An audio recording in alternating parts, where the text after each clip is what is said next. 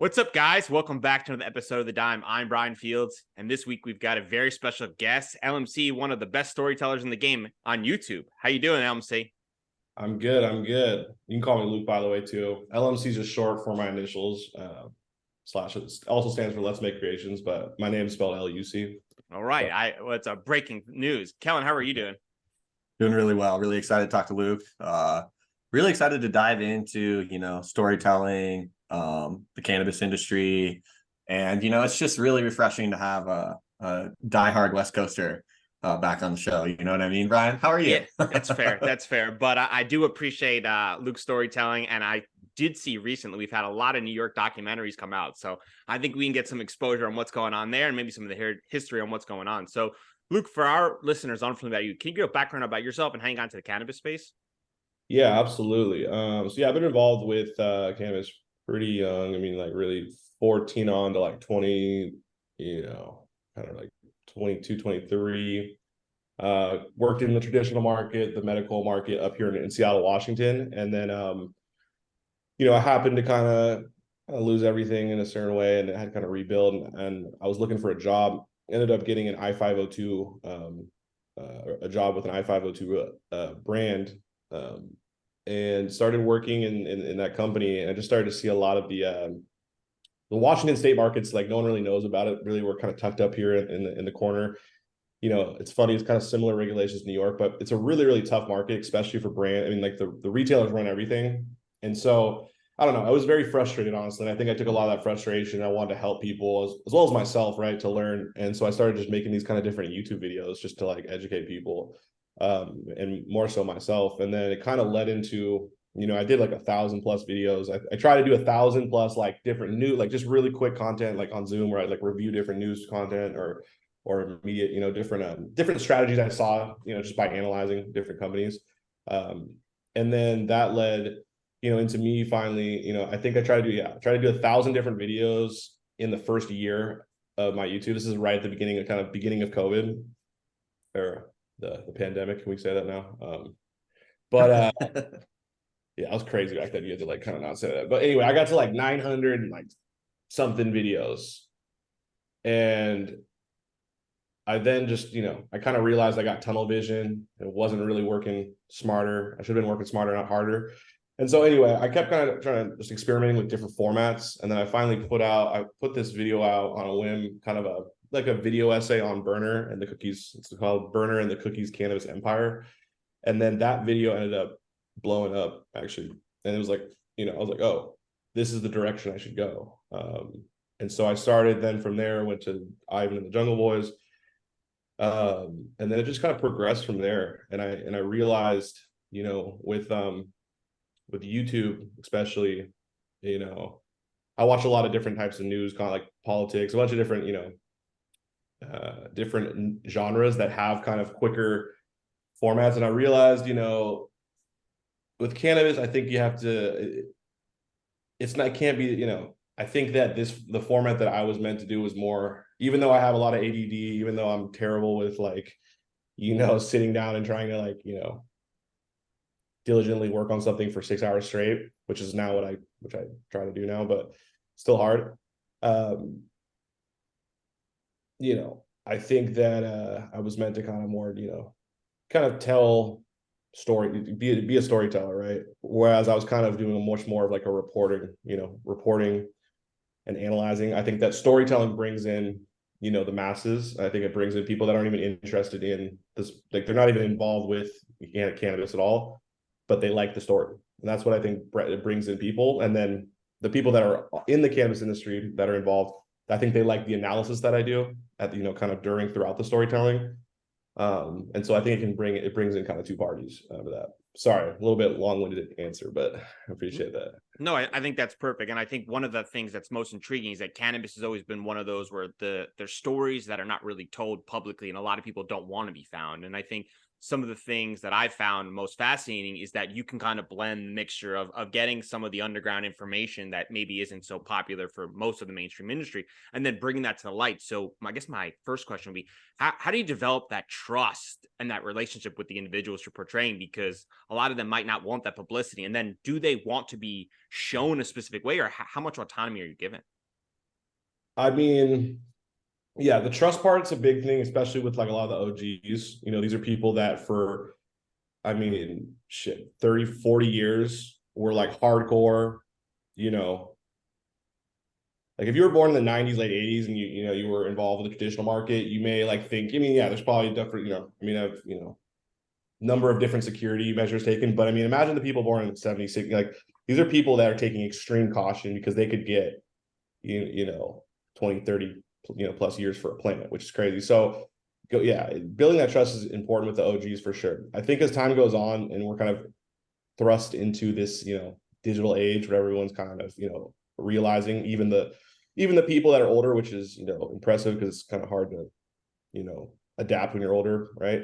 But they're realizing that like you have to really build your platform online. It's the future. It's either adapt or die. And storytelling and telling your story is important. Not only for yourself, but I think to help others as well. So I think it's but yeah, so building that trust is important. I also think though, my body of work, it kind of compounds on itself a little bit. Like, they've seen other work of mine potentially. And so then they go, oh, okay, I trust this guy. But at first, yeah, it was definitely tough. It still is, I always tell people every time I, do a story on them or, however it may be, but I always tell them thank you for trusting me with your story. Because I think it's a very important thing to, they're trusting you with your story, and it's your job to, make sure that not only, their story's told right, but that the audience is getting the authentic, true, they're getting value from that as well. And so what was the last part of that question too? Just how do you balance, and I think you did a perfectly job of explaining that, the balance of the trust but also portraying the information in a way that's fair and resembles it from a standpoint that they can be proud of, because again, like these people, most of them have been underground for a while, and it's not like people can Google search some of these questions and answers that you're providing. 100%. Yeah. And I definitely get in some comments, being like, oh, you're dry. Like it's funny that those are hilarious to me, because it's like at this point people need to realize the game has been cracked open. I mean, back like growing up, like I think, like a small amount of people knew how to send packs through the mail. Now everyone and their mama knows how to. I literally was featured in an Esquire article about how to like send little small amounts of cannabis through the mail, like safely. Like it's mainstream now. So it's like, that stuff's cracked open. But then what gets it more interesting, I think, is that people need to realize that, as long as enough time's gone by, and that person thinks, like I've had multiple stories, people coming to me, multiple, like I have many of these actually, like probably like 6, 7, 8, 9 different stories like this, where it's just I tell them it's too soon. Let's just put this on the shelf right now. We're going to come back to it when it's the right time, because it's not safe, in my opinion, for it's too current, and I never ever obviously want to have anybody ever get in trouble or anything like that because of my content. That's not what I'm trying to do here. And it's it's much more of a preservation thing. And I think that because people I think I'm getting hit up now more by people that it's more current day, because people are trying to like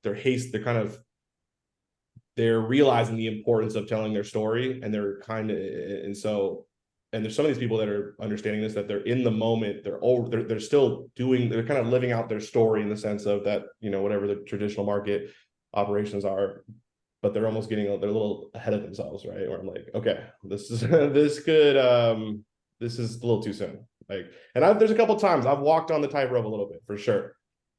But yeah, I never want to get in each other, but no, yeah, it's a balance for sure. Speaking of stories, I want to kind of hear the story of like how you landed Burner, and right before you kind of released that first true storytelling episode, did you have a feeling it was going to kind of hit? Like, kind of talk us through that whole like process. Yeah. So, I at the end of the day, for anybody out there that's looking to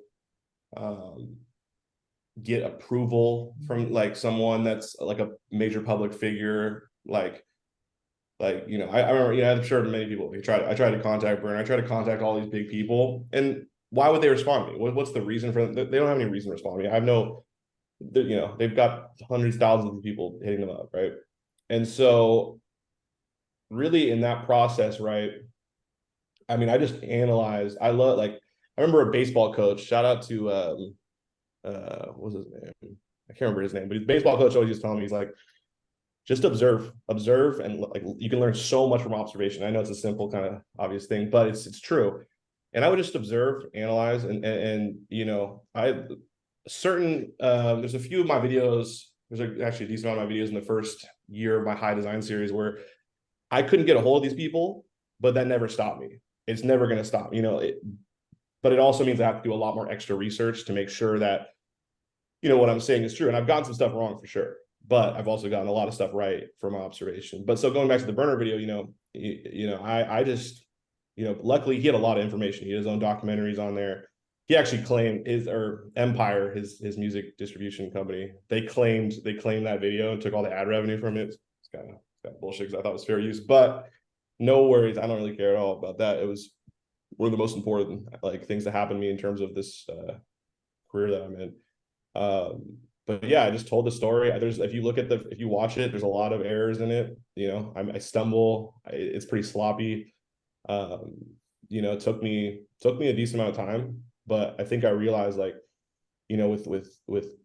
the direction I was going with my content, I realized I have to look at quality and I have to put in, I can't get that instant gratification. I need that delayed gratification, because that's where the best results are going to happen. And did I know it was going to blow up? I kind of did, but not, it was the first time I tried it. So I think I kind of did, but I'm trying to remember my mindset at that point. I mean, I think it did pretty well right away, but at the end of the day, I think as long as for people that want to,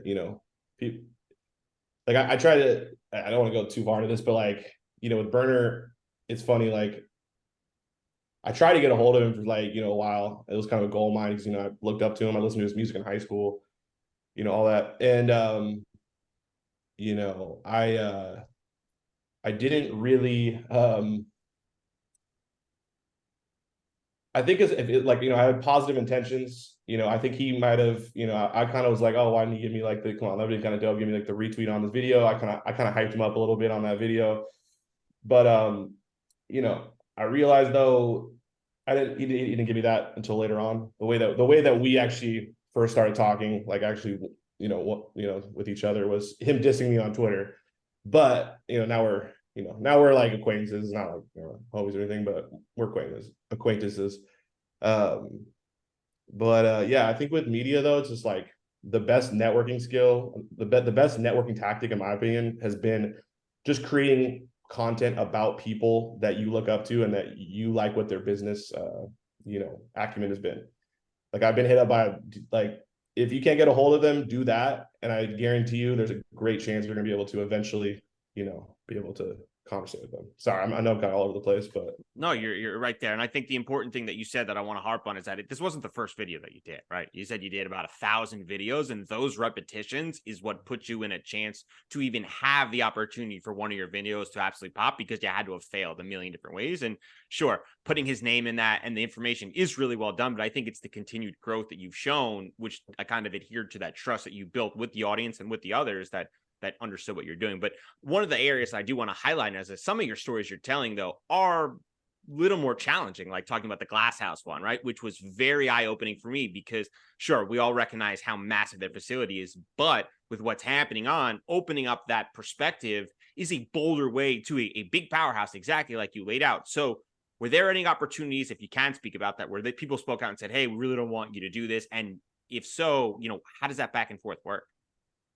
Yeah, that's a great question. And one thing I want to say really quick about, what you just said right before that is just for anybody out there, I realized fail fast. Don't be afraid to fail, and just fail fast. Don't make the same mistake over and over. But, the more you fail in different ways, that means you're learning. But to go back to your question, right? Yeah, I've definitely, I grew up, I grew up in, you know, I grew up kind of, somewhat in the streets, right? I had different situations where, you're in the traditional market. And so, you got to stand your ground. You kind of have to be tough, but it's also a kind of a different mental toughness, I think, when you bring it into the legal area and you're now talking with like PR, that are threatening you, like, we're going to sue you. We're going to investigate you. I think, those, I guess so for like the glass house story, it's weird. I don't really I'm sorry, I've turned into kind of I call myself kind of a journalist. I don't really think I'm a journalist. I mean, I think I do journalistic things for sure. I've done some pieces that are definitely journalism in my opinion. But I call myself more of a storyteller, like a hybrid, I guess, of the two. And I didn't go to school for journalism. I kind of been learning this as I go. And I've like getting, like, for example, like the glass house story. That's a story where, I was told, like, I should have, I will admit, like the glass house story, I didn't hit them up for comment because I didn't really know, like, well, what were they going to say to me? Like I knew what they were going to say to me about this, and I knew what they were doing. I mean, I knew the whole story. I mean, I've been hearing about this I have stories that I've been like, percolating or bubbling up, a year and a half before. Right. And so like the glass house story, it's like, hey, I probably, from a journalistic standpoint, because I'm, like I said, I'm learning on the fly. I probably should have reached out for comment. At the same time, I almost knew what they were going to say, and I didn't even want to, waste my time with that. Which, I'm open for criticism on that and constructive criticism, because I know, probably, if I do a follow up video, I definitely don't want to have their point of view. I don't know if they're going to want to talk to me or not, but that story, they're more of a representation, in my opinion, and also the fact that they're on the cover of MJ, Biz magazine, being like, the more like the enforcement wants you to know, like, how to stay compliant. What? Like, that stuff's egregious, right? And so they're a representation of like probably like 20 other companies in California that are massive legal, massive greenhouse spaces that are just flooding the market. And it's gonna happen. I think it's you're not gonna stop it. But I kind of want to use this story as a little bit of like a warning to the little, outdoor, farmers, right? That, hey, you're not going to win with this business model because you're trying to win on scale outdoor. I mean, you're going to get crushed. Like, you're going to get destroyed. I mean, I worked out in Eastern Washington, like it's those people, like I worked out in Tenasket, Okanagan, County, bro. Like, there's like one or two of these cultivation grows left, and there used to be like 10, 20, it's really just, yeah, I try to use the storytelling and those kind of stories as a warning to people. It's like, hey, you need to change up the business model. Maybe you need to adapt, you need to pivot. Right. Because that's where I really started out my whole YouTube for, was the small, the aspiring entrepreneur like myself, the small, small business owner.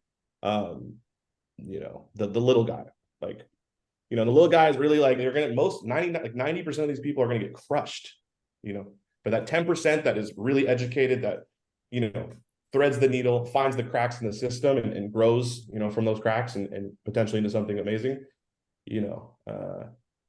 there's going to be, there's going to be some of those people. And so that's why I think my content, is really designed to help those people, as well as, kind of spread awareness. How do you balance when you're choosing certain stories to tell? How do you balance it being like a good story that is relevant versus it being a story that could be significantly impactful for some of these small businesses? Are there times where you're like, hey, this story is relevant, but I want to actually publish this story first because it's going to have more impact on these small businesses and help them make decisions and make them more aware of kind of what's going on outside their purview? Yeah, that's a really good question. It's a really, really good question. It's a balance between figuring out, because you're kind of like, you're asking, right, like because that's a small niche group of those small business owners, it's not in my incentive structure as a YouTuber necessarily to be spending resources, time, all that stuff on those kind of videos. And it's a balance of the two, because this whole media business, you have to make it run. You have to figure out how you're going to generate views, obviously. But yeah, I have done plenty of videos where it's very niche specific.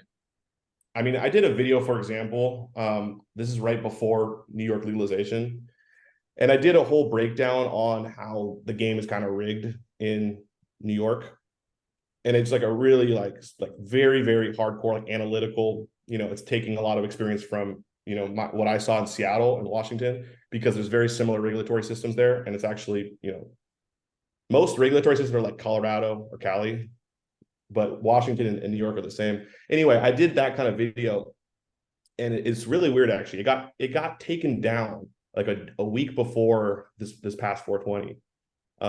New York legalization. It's a little. I'm not trying to get all conspiratorial, but it's like, I mean, this broke this down to the T, where it's like, this is how you're getting played. This is what you need to look at. For the retailers, you need to look at, securing the land. There's only a limited amount of spots for the retail spots. That's going to be location, like a bunch of different things. I need to go find the video, because like when YouTube takes it down, they take it down. You can't get the video. You can't download the video like you usually do. And I need to find that video, because I need to put that up on Instagram or Twitter or somewhere, because it's, I mean, like a lot of people, it got age restricted right away.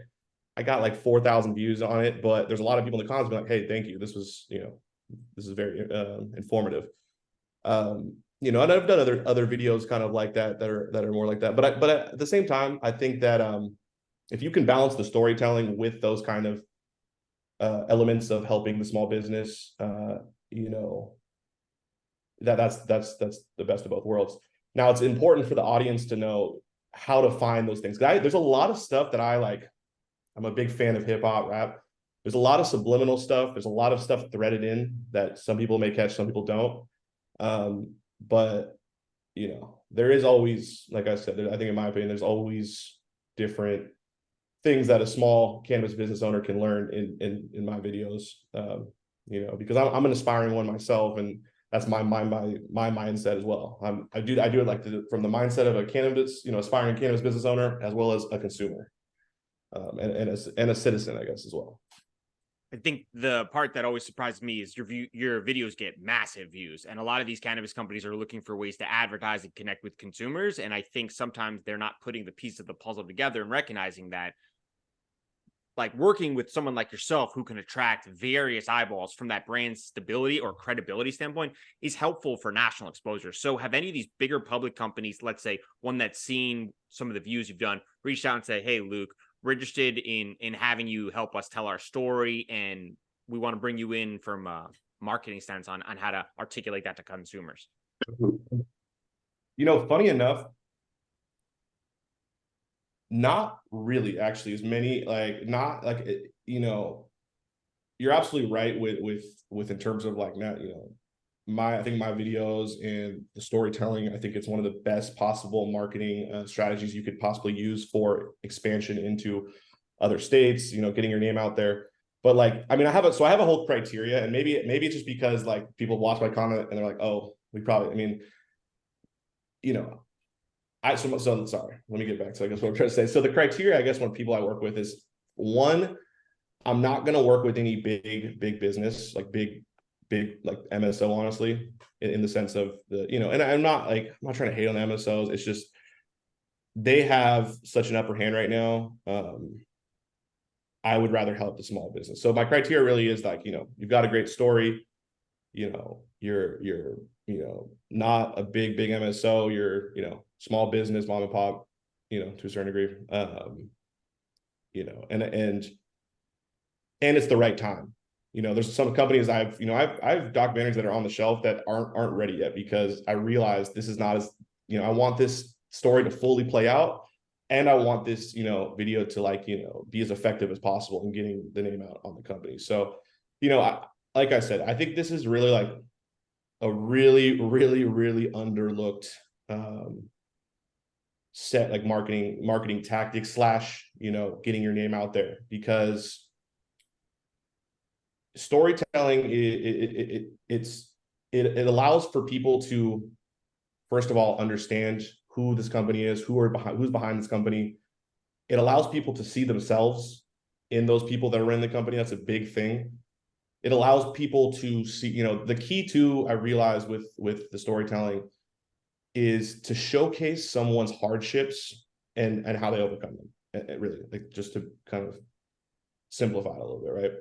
Because people love to see that. And I think it's important to show that, because one, you're showcasing problem solving, right? You're showcasing, but you're also showcasing that, yeah, this shit is hard.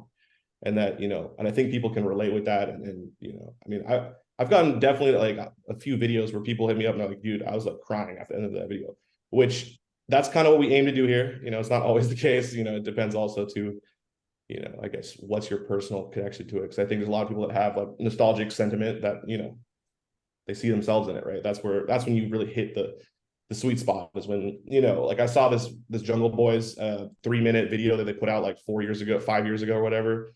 And it's just like, it doesn't even say a single word besides like, it's all storytelling done. You know, it's kind of featuring like, you know, younger Ivan, you know, the founder of one of the founders of the Jungle Boys.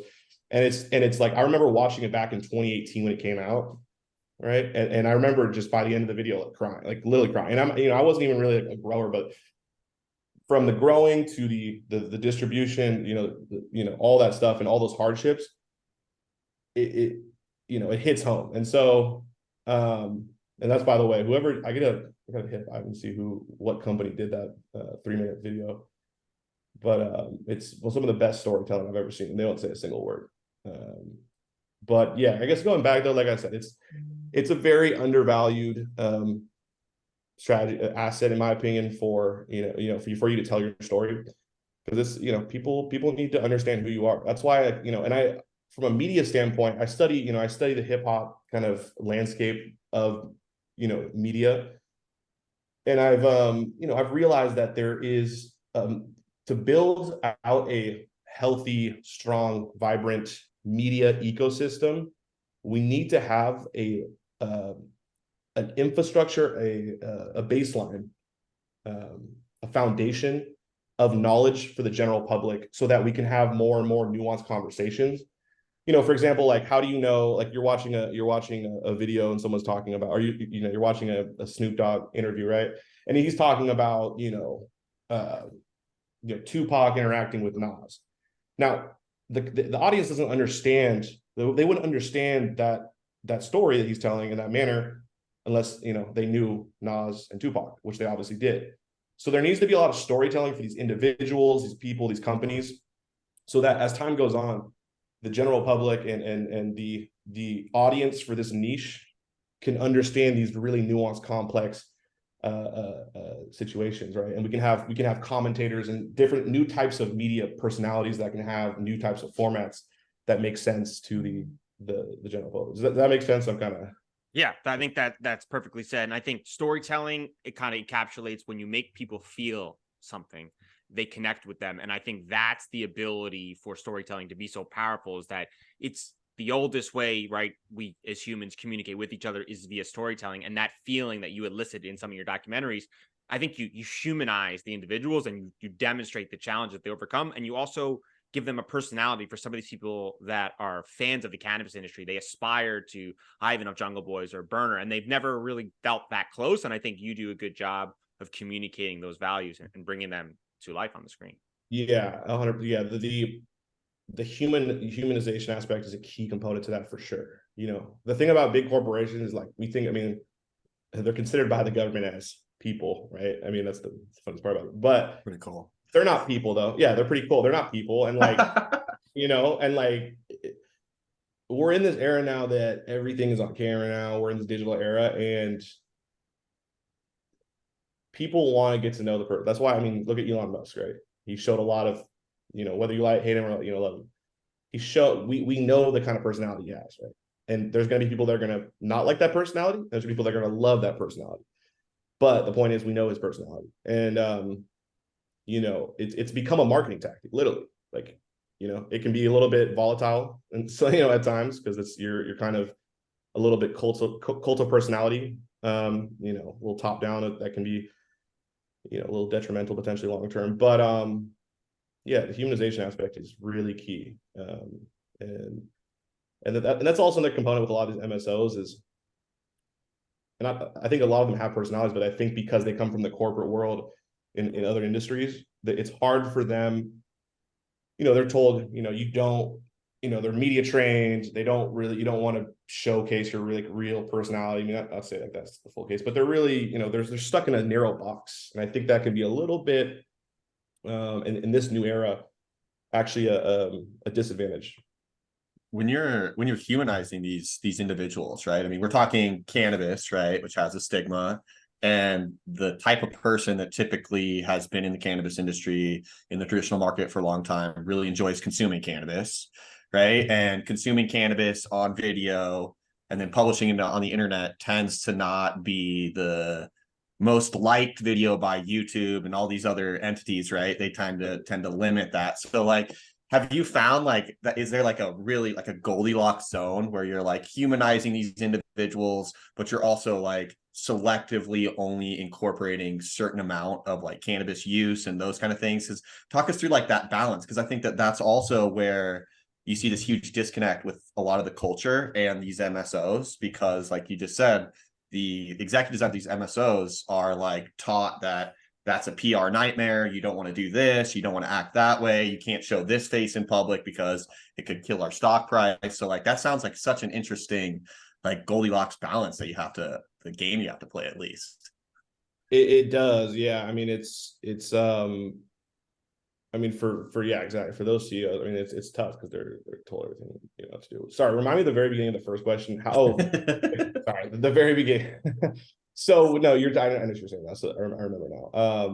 How do you balance out the cannabis use with that? Yeah, I think first of all, I will say this: when I first started making content, right, you know, I started to look around the space and I saw a lot of these, kind of influencers, right, quote unquote, that were all about consumption, right? They would be smoking on camera, they're consuming on camera. That's kind of like their vlog.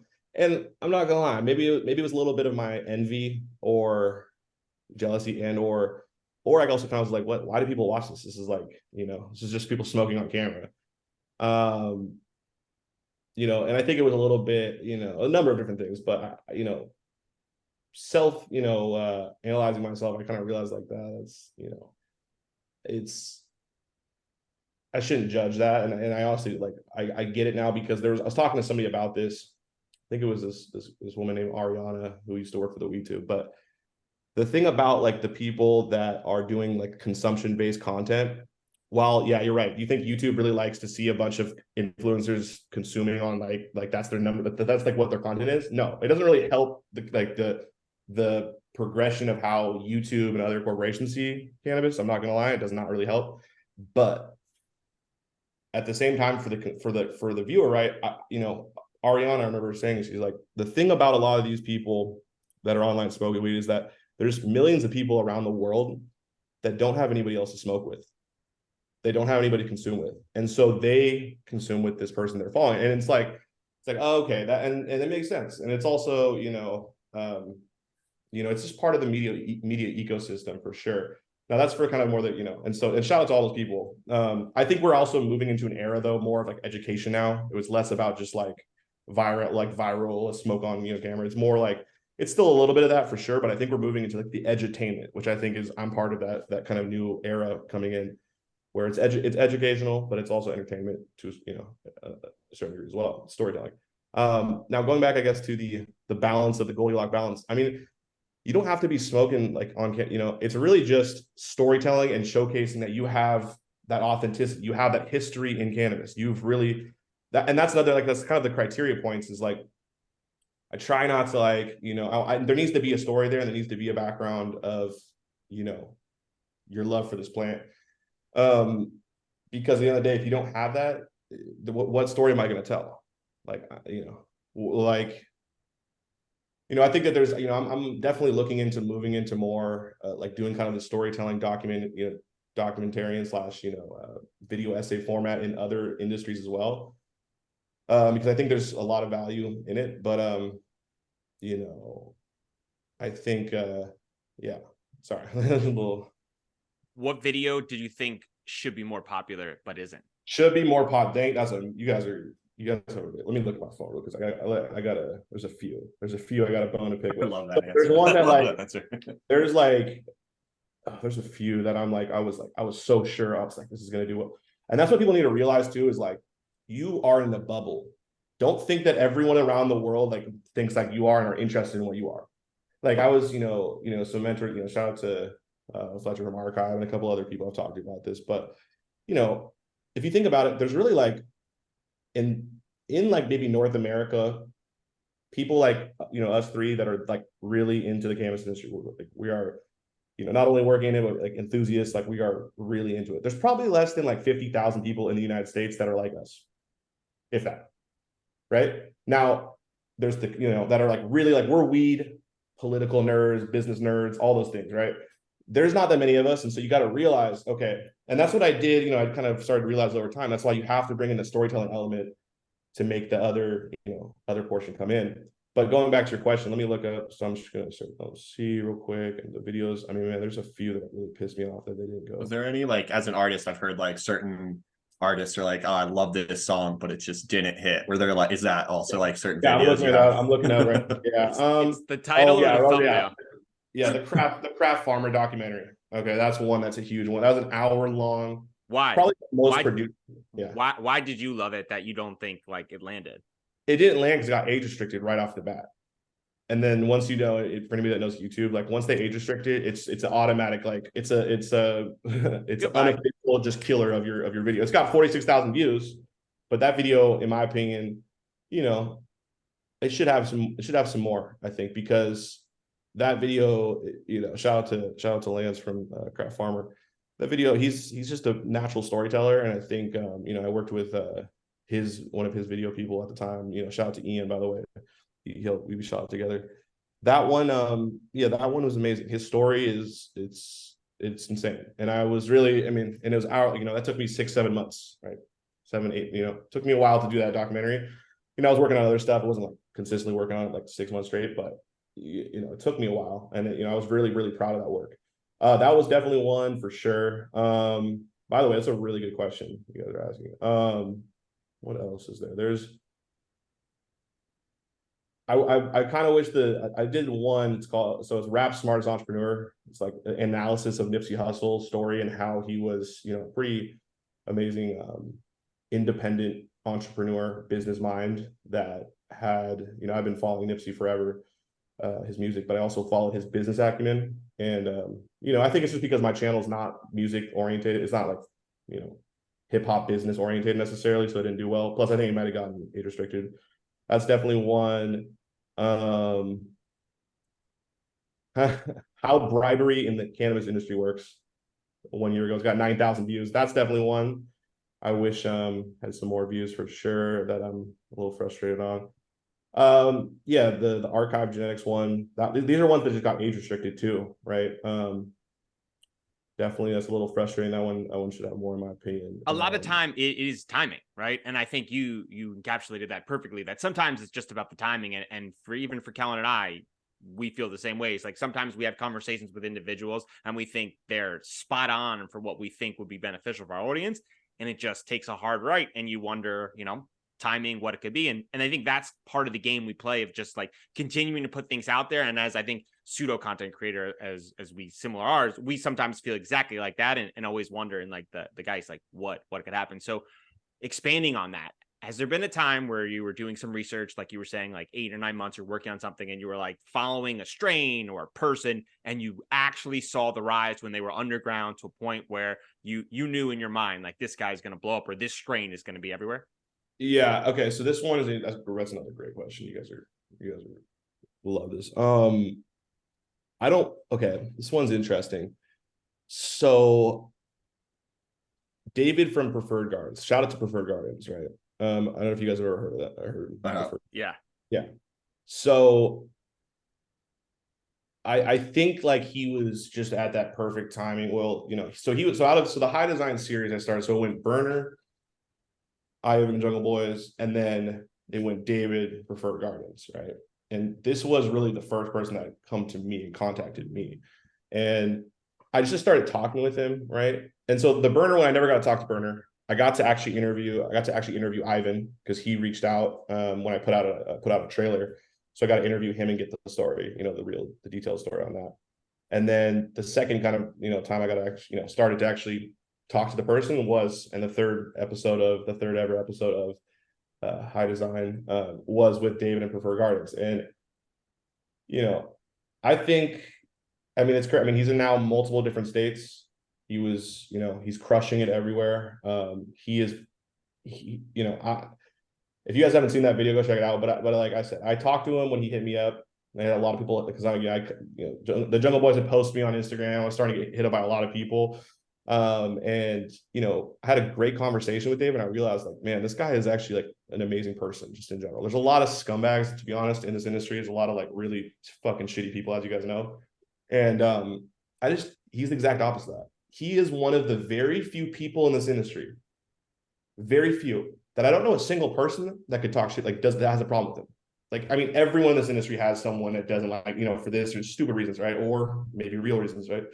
But never, like, there's really no one out there that like doesn't have like one or two haters, except for, I mean, I'm sure there probably are some out there at this point, getting bigger and bigger. But I mean, I've never heard a bad thing about anybody's ever said about David and Prefer Gardens in general. So, so going back to that question though, that video blew up. It did like 150,000 views. And after that video, he moves into Florida, right? That was already kind of percolating before.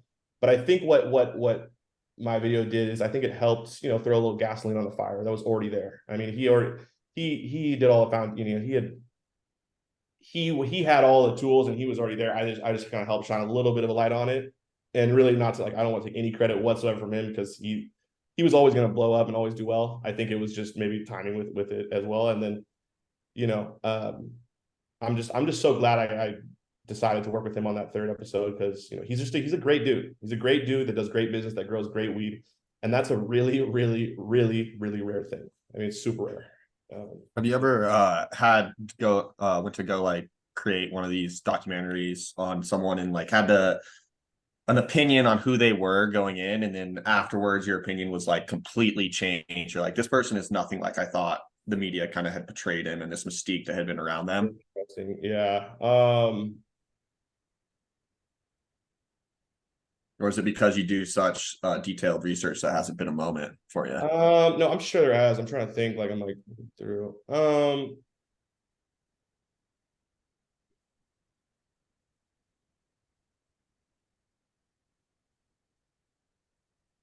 I think there's definitely a few. I think Quesada from the Backpack Boys was, I did not like it for like the media portrayed him anyway. I think it was fine, but I think didn't really know what to expect when I first talked to him. Amazing dude, super nice, down to earth, quality guy. I think also, let me see. I think Burner, obviously to a certain degree, to a certain, it's funny, like a lot of people out there that are criticizing Burner, that hate Burner, whatever. But a lot of those people, when they if they were ever to talk to him in person, I'm sure they would change their tune right away. Because first of all, he's actually a very charismatic dude. He's a really smart guy. I mean, don't ever underestimate. Just he's always a rapper. He's a front. No, that dude's smart as hell. Now, are there very valid criticisms of him? Absolutely. There are some. But I think you got to realize what people need to put in their mind is that this game, and most businesses, but especially this one right now, it changes you. It changes you as an entrepreneur because it gets cutthroat. People do slimy shit to you, and then you have to kind of. I mean, I've seen it. I kind of saw it through interviewing Ivan for a number of hours and just kind of analyzing him. Like he's great business, great person. But you have to be. I mean, all of these people at a certain level, they're all sharks. They're all sharks, right? Some of those sharks are much more careful with how they work with way less people, meaning they're gonna have a lot less exposure. But with Burner, right, he has tons of partners, and that's just going to leave you open for exposure, and inevitably there's going to be a percentage of those deals that go bad, and then you have now enemies. And so Burner's done a lot of those deals, maybe to a detriment potentially, we'll see, time will tell, but he's built up a lot of enemies through that as well. So, and he's also gotten, recognition, there's a bunch of other aspects to it, but, and more so, I think it's funny with like the whole media portraying like that portion of your question, because like I think to a lot of the media portrayed Burner as this like amazing business like pretty well. I mean, honestly, I think I'm not even gonna lie. I think the video, when I put that first video out, it was kind of just the start of him doing kind of his whole, of mainstream cannabis, more so mainstream media starting to talk about him and kind of, um, look at him in a certain light. I think, like I said, I don't want to take anything away from Burner or anything, but I think that video that I put out, I think it helped him a ton in certain aspects. I know for a fact, for example, I was at a party in NYC, and this guy walks up to me. I was at the Astor Club party. It was the Astor Club party. He goes, "Dude, I recognize you." And I was like, "Oh, did you watch some of my videos?" He goes, "Oh yeah, you're that dude." So I own the building where the Cookies, NYC clothing store is, right? You know what that is? Yeah. Right. So his name is Michael. So the guy who owns that. A shout out to Michael, by the way. And he goes, "I saw your video about, there's a portion in the video where I talk about how, Cookies uses the clothing stores as expansion tools to go into markets before, the regulatory system set up, or it's a good environment for you to open up. And they use, the clothing stores as a mechanism to kind of get their name in that market, start to generate all that stuff." Anyway, he saw that and he was like, "Oh, I'm going to go hit up Burner and try to get, tell him I have this space here in NYC. If you want to put your clothing store here, we could figure out a deal." And that's exactly what happened. And so, and shout out to Michael too. I really appreciate, a lot of people don't really like to say those kind of, for some people don't for some reason. I mean, I always like to, give credit where credit's due. Not credit to me or anything. Like, that's not what I mean, more so, but just be honest. Like, that's where I got the idea from. And then that's how this happened. And it was just dope to hear, because that was the first time I'd ever heard one of my videos directly leading to a deal. I'm sure that Burner and Cookie would have found another place, somebody else, that would have happened. But that's the thing about this kind of media, is it's a really efficient way to, first of all, network with people that are like-minded, that maybe want to work with you. And, they're coming to you rather than you having to go to them. Right. That's kind of the difference on that. But, there's not like a tangible ROI to that, like immediately, yeah. but it compounds over time. And that brand positioning, like he did, I mean, as good as you can, especially because its location, it was spectacular. So kind of taking it one step further, who's the white whale? Who's on the bucket list of people that you're like, this would be the number one person I would love to do a documentary on, or a company? Yeah. It's a good question. It's a really good question. Who do I really want to do?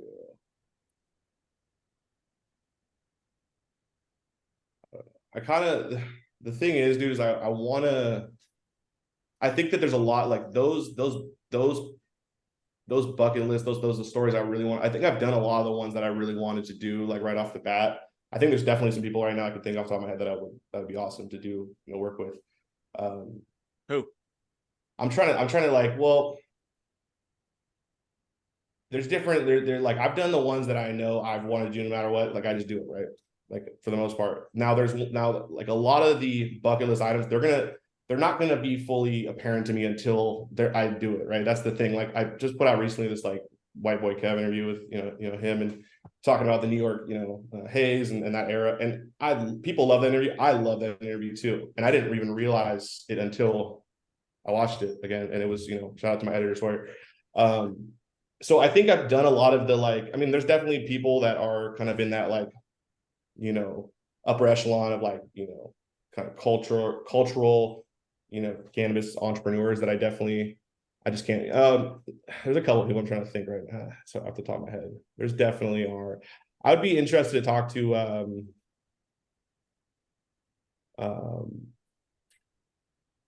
there's a couple of people, but it's kind of weird at this point. All of the front-facing people are kind of, for the most part, I've done most of them, but there's people behind those people that I would love to talk about, that I know, I know it'd be a little bit more. I have to wait. Like there's a lot of these stories where I just have to just wait. Um, I'm trying to. That's a good question. I'm trying to think like someone that What about another industry? another industry. Any industry, yeah, just anywhere. Well, Absolutely, I would absolutely love to do a story on like first of all Ghazi, but do like a real, not like a mainstream media like PR puff piece, but like a real, like that's kind of like what people want to see. Like that's the thing I would like to do with show them the real really. But Ghazi, who started Empire, Money Man, who's signed to Empire, um Gucci Mane. These are people that like I grew up listening to. Like Gucci Mane is someone for sure. Young Scooter, a couple of different people. I'm gonna be out actually in Atlanta pretty soon, but I definitely want to do some music artists for sure. But I want, because I think I can really do it in a whole different way than anybody else has done it. And I've taken a lot of inspiration for these formats, for everything from the music industry media. Like, if people watch, different, personalities or different shows on YouTube that are, around hip hop, they'll, and then they start to watch my videos, they'll understand like the influences from, different people, for sure. They've influenced my, content. But I think just as time has gone on, I've kind of realized like I'm pretty good at telling people stories. And this is something I've just kind of, I've practiced it for sure. And I've gotten, better and better as time goes on, but I think I've gotten pretty good about humanizing people and really understanding where the pinpoints to talk about. And I would like to take that to, I'm always going to be doing cannabis stuff no matter what. I mean, this is like my, my passion. This is something I love. This is something that I always will be doing. But I definitely want to take, I have a couple, number of different channels. I got like the Luke channel. It's just like LUC, my first name. I want to start to do more documentaries on, different entrepreneurs that really got it out the mud, that really started from nothing. And not necessarily that, but like they were a small business and they worked their way up, and just analyzing that success in a interesting way. Because I think, there's a lot of value. It's like three birds, one stone, right? That person gets their story told. The audience gets information. They get the education and the analysis by, us looking at that story. Right. And then, for myself, I get to learn. The thing I also realized too is with media, and I'm sure you guys would say the same thing, is, I get to learn myself by doing the media, right? When I interview people. So it's a lot. It's really, I mean, plus I'm networking, right? Plus we're networking right now, but we're also creating content, you know. Yeah, there's a lot. I mean, I'm trying to think too. I mean, there's a ton of different stories I want to tell. I mean, there's some stories here in Seattle I would love to talk about. I'm probably gonna do. It's just I'm trying to figure out the business of it all so I can scale it up. I'm now I figured out certain aspects of the business, but I really want to scale this up and turn this into allow for me to go into, have my LMC, the high design, those brands, stick with cannabis, maybe go into potentially psychedelics in the future a little bit, but then move into like, creating similar type brands, but in different spaces. Because I have a lot of interest, and I'm a political junkie. I'm interested in a lot of things, but I realized, and I'm a big believer in fate, Fortuna, the goddess of Fortuna. I didn't plan on going back into cannabis after I lost everything when I was 22, right? It literally, the only job I could get was a retail job, or not a retail job, a legal regulated I-502 brand in space, weed and can Genesis. Like literally that's the only job I get. And then that led to this and this. So like the fact that I'm doing this now, it's like I would have never thought that, 5-6 years ago. But it's really generated this love for storytelling. And so kind of lost my train of thought there. Do you have any takes on the cannabis industry that are different than most would agree with? Than most would agree with. Now give me give me an example. Like let's say like an example for most would be, this is an easy one, that MSOs grow shitty weed. Most would agree that they grow shitty weed, but maybe you feel slightly differently. That would just the thing about it though is like this is the thing you need to realize, like MSO, any they hot grow, takes? MSOs grow shitty weed, but even if they grow great weed, they still grow shitty weed, if that makes sense. They have shitty Because brands. shitty brands, it's the representation. It's how does the person feel? What's the emotion? Everyone's buying on emotion, right? You could have literally two different, like the same exact weed, let's say, when they're in two different brands. And because there's an emotional tie, they understand the history behind it, they understand all these things we talk about, we just talked about. They're going to be like, oh, this is fire. And then let's say we give that same exact batch, that same, an eighth of that same exact batch, we put it in a MSO jar, give it to them 2 months later, and they're like, oh, this is shit. I guarantee you there's a portion of people that do that. Now there's obviously the general consumer that can just who cares, they don't even like look at that kind of stuff. But as time goes on, we're getting more and more brand centric, right? Brand is, that buzzword, brand, and there's so much media, there's so much content, and we're all consuming at such high levels on on our phones all day. We're learning about these brands, and there's enough time, like you need to tell your story because everyone is looking online, and there are so many people out there, that to not tell your story would be it would hurt you, because we're constantly on our phones, and it's a missed opportunity in a lot of ways.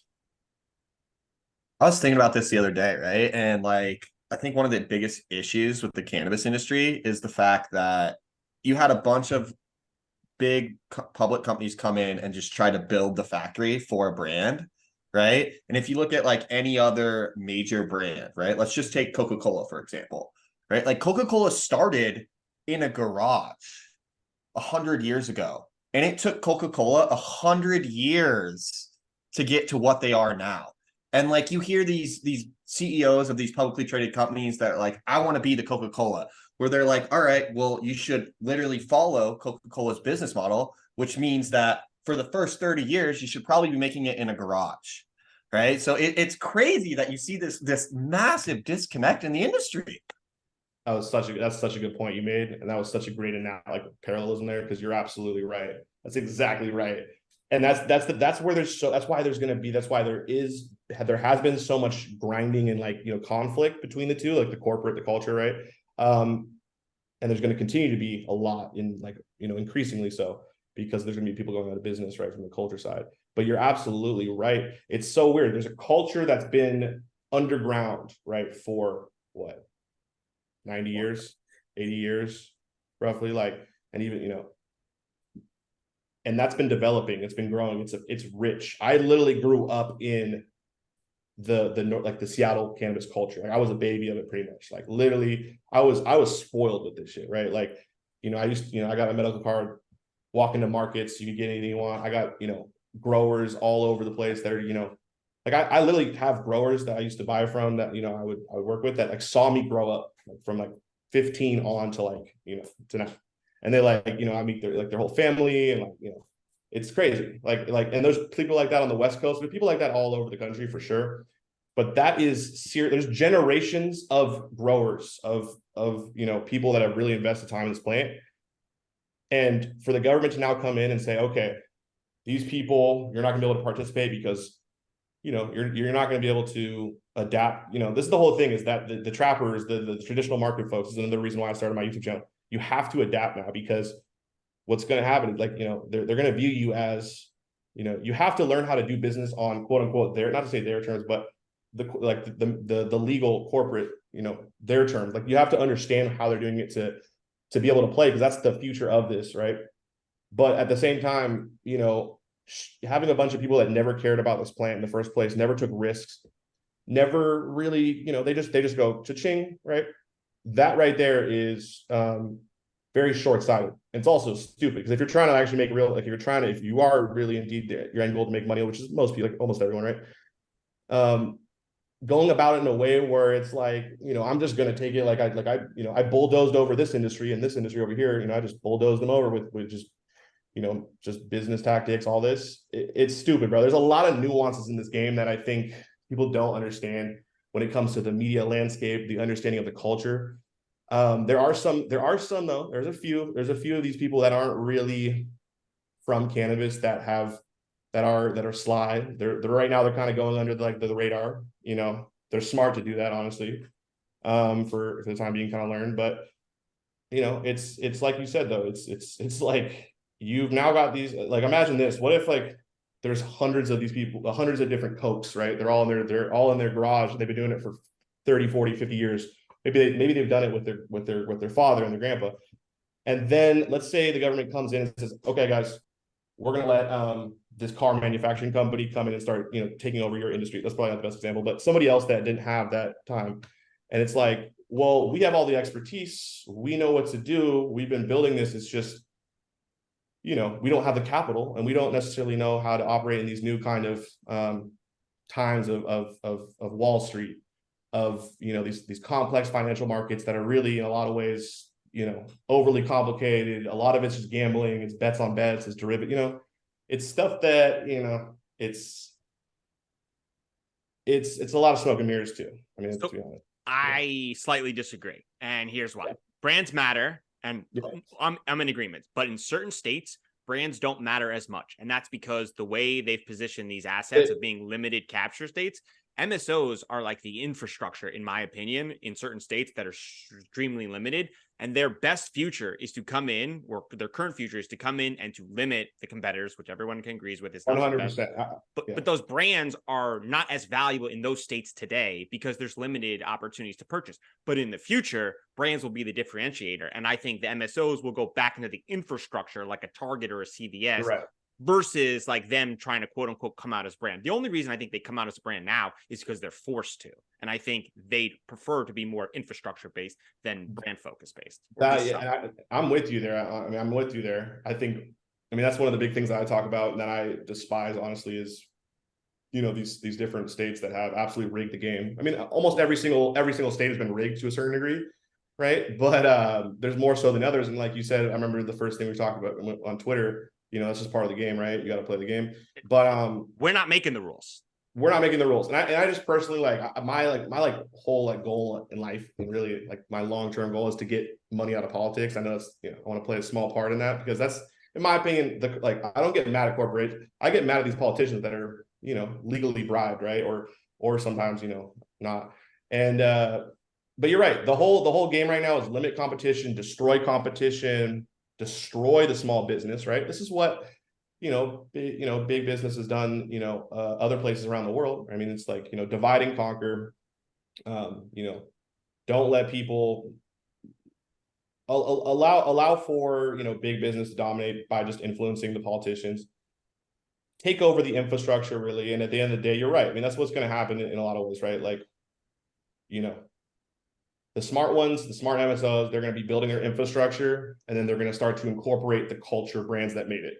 That's just what's going to happen. It's starting to happen in Florida. Let's be honest with True Leaf. Let's just be real. Like, they find that's the smartest move. I mean, True Leaf, I've definitely got some criticisms of them, for sure. If you look into the whole history, if you watch the video how the corruption works in the cannabis industry, the last story, we featured 3 stories. The last story is about Kim Rivers, right? Now, I'm, like I said, but at the same time, from a MSO executive standpoint and playing the game, she's doing a good job. She understands what she needs to do. She needs to get people from the culture on her side, meaning she needs to sign these people. She needs to have some sort of economic leverage over them, right? I mean, I've been now hit up, like, there's times where I've talked a little bit about Kim Rivers, right? And I've been hit up by, culture people, like, hey, trying to be like, no, like, protection, right? So these MSOs also need to realize, like, it's protection in other ways too, because you're going to have big people kind of going to bat for you because, it lines their pockets. Now, is that kind of a sellout move of some of these people? Potentially, yeah, for sure. But it's also, this is a business, right? This is, people got to survive. And it's like, for people like the hardliners of like, you sold out, man, it's like, I think you need to have your set core principles and just always stay true to those. Now, but there's a lot of things besides that, though. There's a lot of things that are moving, and if you can stay, true to your core principles, whatever they may be, I think you're in the right for the most part, right? I think it's also, this is the playbook, right? This is what I've been telling people for a while. I've always been talking about these different business models that work for the small guy, like the little guy. And it is building brand, right? It's building either proprietary technology and inventing something, right? It's SOPs, but that's kind of being flooded everywhere, so it's becoming less and less valuable. But the brand, right? The brand equity, that is something, because I always say like this, like imagine this day where you're going to be sitting across the table and there's an MSO, a big money person. And they're like, there's two ways that this can go. They're going to either slide you a check for, liquid, like pennies on the dollar, take this, or we're just going to, you can just die out, and you're already struggling. So you're going to have to take that, and, you're going to, not make really anything on it. Right. Or you're going to be sitting across the table from those big money people. And even if they have billions of dollars, right, they can't go, and they can spend as much money as they want on building their own brand and the brand equity. But that's still, that's still something that they can't necessarily just go out and buy. It takes time. It takes, authenticity. That's the thing that $1 billion company doesn't have over you. You can build brand equity, bootstrap it, grassroots, and you can build this into something where you're going to, the big money people, you're going to have leverage in those negotiations. And that's the key. Think about that end day for all the small business owners out there. For the most part, right? There's going to be a few that are going to go on to be like the sharks, or like the bigger fish, right? That are going to actually be like, acquiring people themselves. But think about that day where you're sitting across the table, and it's like, are you going to have leverage, or are you not? Are you going to have some money for your kids and their kids, or are you going to have everything pretty much, you're going to lose everything? And a lot of people, they're going to lose everything because they're not understanding where this is all going, where this is inevitably going to happen. You've got to be educated in this stuff. If you are right now a small business owner and you're going into outdoor cultivation and there's nothing else you're adding, you're not trying to build brand necessarily, you're kind of just being one of those, you are going to 100% go out of business in at this point, it's going quicker and quicker and quicker, right? You need to be different. You need to have a unique offering. You need to create a tribe and a group of people that are behind your brand.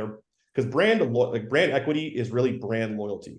That's the key. Brand loyalty translates into brand equity. And that's one of the few things that you're going to have leverage over these billion-dollar companies. Is going to be brand equity. But it's hard to do, though. It's really hard to do. There's also other ways, like I said, technology, genetics, definitely. But genetics is also branding too. It's another component to branding, right? So it's brand equity is the big, it's the big play in my opinion, for the small business entrepreneur, I agree.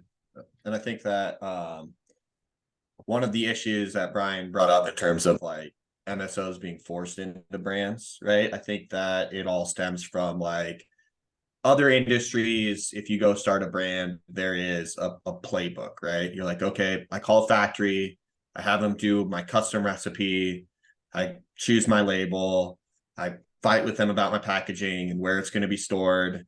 And then I have my product and I reach out to this massive retail network that is the United States capital system, and I get these big box stores to buy it, right? And when these big MSOs who are used to playing those games came into the cannabis space, and they were like, oh, we'll just call a factory. And they're like, well, that doesn't exist, right? And they're like, well, like, I guess I'll just build one.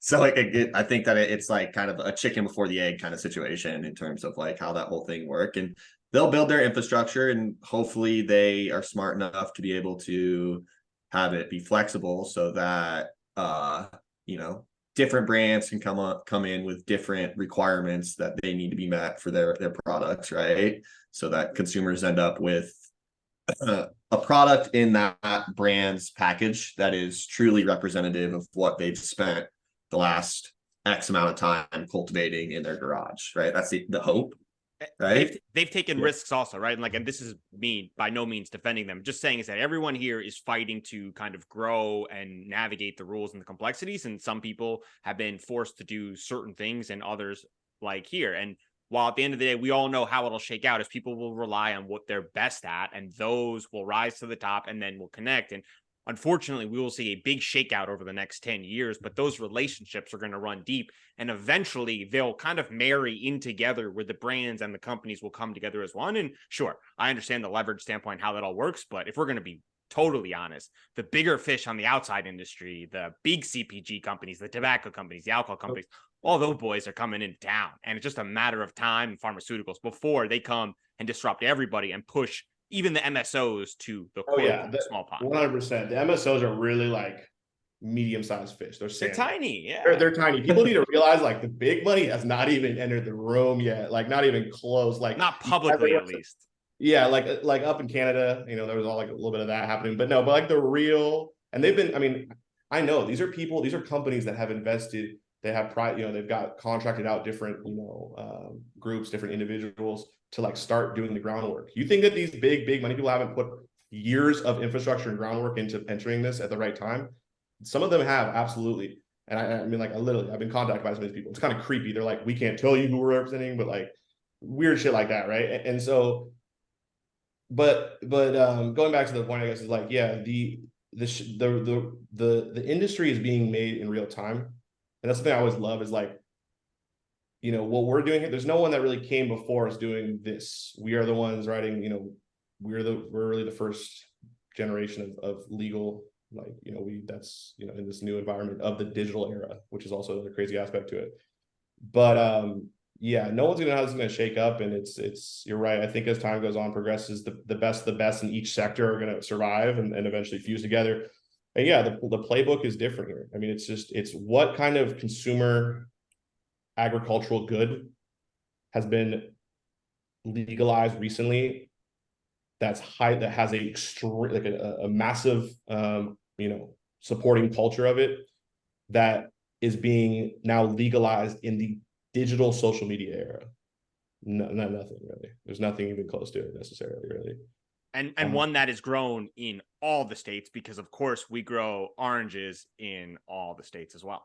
Yeah, 100%. And it's like, so it's a really, it's fascinating because it's going to be, I mean, right now what's interesting is right now we're going to see the different laboratories of democracy, you know, go on, and really what we're seeing really is just a petri dish for corruption. I mean, you're telling all these small, like these small politicians, like these small, you know, governing, you know, counties or states, even, you know, you're telling them they're going to have the power to get to pick winners and losers, and you think they're not going to be corruption in every aspect, every single state. There is. I mean, it's rampant. It is one of the most. I mean, it's just, but it's just a showcase of our time, though, and that's why I love cannabis, because it's now being brought into the light. It's being legalized, and so we get it. So I get to, you know, like I said, I'm interested in a lot of different things, but I love to use cannabis as a lens to look at these broader issues in our world today, and corruption is one of the biggest ones. I mean, it's massive. I mean, big business. I mean, like I said, I'm a capitalist for sure, but I think, let's be honest, it's gotten out of hand. There's a little too, like, the fact that pharma,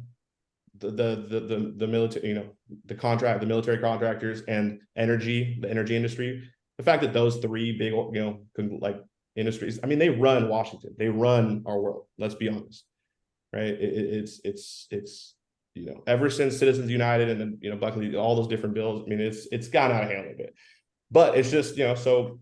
But this is why I love cannabis, and I love, because there's a strong culture here in cannabis, and so we're fighting back, right? We're fighting back. We're showcasing these people. It's not going to be that easy, right? I mean, you know, eventually, you know, it's you know, there's going to be a fusing between the two, right? But look at California.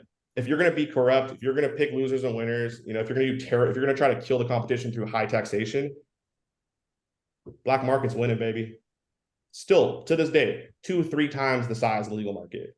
And it doesn't, like, I mean, it just seems like a quagmire there. They're just, I mean, yeah, there are definitely people, you know, because the price of the pound has gone down significantly. You know, there is people that are, you know, leaving that profession, right? But still, I mean, it's going to be interesting to see, because we're still, I mean, we're really in like maybe the third inning maybe of this overall, Maybe. like, maturation, Maybe even, like, yeah. And it's like, we don't even have all the states online. no, I know, but the thing about the states on, and this is another thing about the states online, is like, I mean, it's if I'm aspiring, if I would know for sure, let's say I'm in Idaho and I want to start a cannabis business for sure in Idaho, I'm gonna be real pissed, because I know I'm probably gonna be the very last state. I'm probably not even gonna get legalized there. They're probably gonna be forced by, like, what they did in Idaho with the drinking age, right, from 18 to 21, because, you know, the federal government wants to have continuity around the you know, so they're like, oh, we're going to pull the federal funding unless you do this, right? That's probably the case for them. And so, but if you're trying to have a business in Idaho, and there better be protections for that market, which Montana did, but but for the bigger markets, that are going to be last, there probably won't be protection for that. And so what's going to happen is you're going to see kind of a smaller form of like neoliberalism. Like we do a lot of neoliberalism in terms of the international space, where big American companies come into these small countries, and America forces, gives them a loan or whatever, makes them, drop all of their protectionism, right? They want free trade, and then a big corporation comes in and just cleans house and destroys the local economy there. I mean, that's what's going to happen to some of these people in some of these states that are going to come online later. Also, the fact is, I mean, in my opinion, but when I consult with different companies and other things, I'm not saying necessarily do this, but I'm saying, look at what fake packaging is. Looking at like there's two different approaches to, there's two different markets for this brand. Well, I don't like I don't like to see Glass House doing what they're doing. That's what everyone else is doing too, though. They're having their two different systems. They've got their legal, and they've got their traditional, and they've got kind of two different systems. The thing I don't like about Glass House is they're just continuous, like, because they're stuck in this business model of what they've done with the investors, because they have investors, they're stuck to that model. They're trying to expand the amount of greenhouse space, which I think is just, come on, like you're trying to run up score. But it's the game, it's whatever. And it's also the fact is, like, if the California government's gonna, say, we're gonna shut down this small grower, but not that's my big thing that I get mad about, right? That's about it. But at the end of the day, like, backdooring is the thing that you have to do in the industry, especially in California, right? But it also, from a expansion standpoint, it's an opportunity for brands to get their name in, bubbling through the streets, right? If you watch some of my different videos, there's different videos kind of talking about that, right? You can utilize, I'm not saying you should necessarily, right? Wink, wink, but like, there's different ways to legally do it. Like, people at this point just send their packaging out to different states. I mean, it's like, yeah, it's kind of, I don't like that necessarily, but I mean, people are playing this game at so many different levels, and you got to realize it's not, people don't play by the rules. No, like a lot of people don't. Now, is it? Yeah. I mean, yeah, for the most part. So, I mean, everyone's got to eat, you know what I mean? And like, if you're forced in a rock and a hard place, like, you're going to do what you have to do to eat. Yeah. And unfortunately, the system that has been created to facilitate the launch of this industry has just been a sideways train wreck dumpster fire. So people have literally been like, all right, well, like, I'm not going to play by your rules, because then I don't get to eat and I starve, and my kid doesn't get to eat either. So like, I'm going to do what I have to do to feed my family. And that's what, unfortunately, has kind of been this like flashpoint within the industry, especially in states like California, where you've had people up in Humboldt that are third generation growers, and now they literally can't even utilize any of those skill sets that they've had passed on through generations, because there's just no way they can make money in it. It's insane to me. It is insane. It's sad. I mean, it's not to get darker, but I mean, if you're gonna look, like, trust me, we're just seeing it right now. If you look at the suicide rate right now of farmers, just small town farm, I mean, it's going up. It's a little dark, but this is a reality.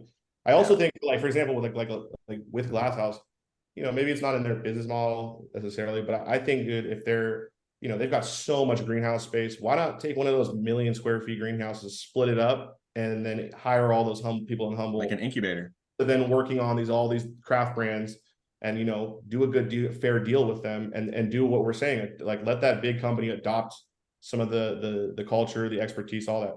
Are they going to do that? Probably not, but hey, I'm trying to be a problem solver here. Solutions, Amen. I mean, I love it. We can tag Graham in the clip too. So I think that's the perfect way to end, Luke. So for our listeners, they want to get in touch, they want to watch some of your documentaries, where can they find you? Yeah, so really, just if you go onto YouTube and you just type in LMC, I'll pop up, first right away.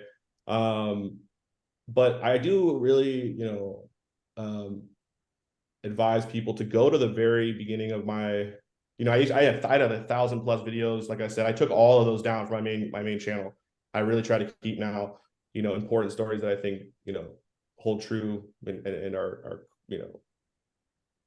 you can learn, I think, something from every single video I've done. And there also is, I think it also pertains to today, right? And what's going on today. So I do, say start from the beginning if you can, but yeah, go to LMC. It's the High Design documentary series. Is kind of more of my like current kind of analysis / a little bit of history, obviously, but of these different entrepreneurs that are operating today. I've got the Trap Tree series, which is kind of, celebrating, preserving is a huge component of this, and acknowledging, all these OG smugglers and trappers that, took a lot of risk and helped build this market that now we are operating in today. People need to realize that there's people that came before us that went to jail, died. I mean, I have friends growing up, I have friends that have died off this, right? And it's like, these are sacrifices that people have made to build the market that we now have today, from the culture. And so, it's important for, I think, to remember those people. And I know some of those people may have been not the best people, but I try to cover really just people that, helped expand the cannabis movement. I don't really talk about, I mean, I talk a little bit here and there about other, because there's kind of overlap. There's people that sell blow or they sell hair, all that stuff. I try to stay away from those people, but there's a couple of stories like that. But so there's Trap Tree series, and then I have a high design history series, which kind of just talks about, like, general history in different regards. And then, yeah, if you want to follow me on Instagram, lmc.media on Instagram, or lmc.luke. Yeah, and just if you go to my if you just look up LMC High Design on Google, you'll see my website, and you can find all the different links there. But if you want to reach out, the best way, typically, I have so many. First of all, I have like 6 different Instagrams, because I'm just trying to diversify. So if one gets taken down, I can still keep it going. So I have so many DMs because of that, and it's hard to kind of go through all of them. So the best way to get a hold of me definitely is to send me an email at highdesignbusiness@gmail.com. Definitely the best way. We'll link it all up in the show notes. Thanks for taking the time. This was a lot of fun. Yeah, thank you guys. This was amazing. I really, really, really love this conversation. And like, how long did we go?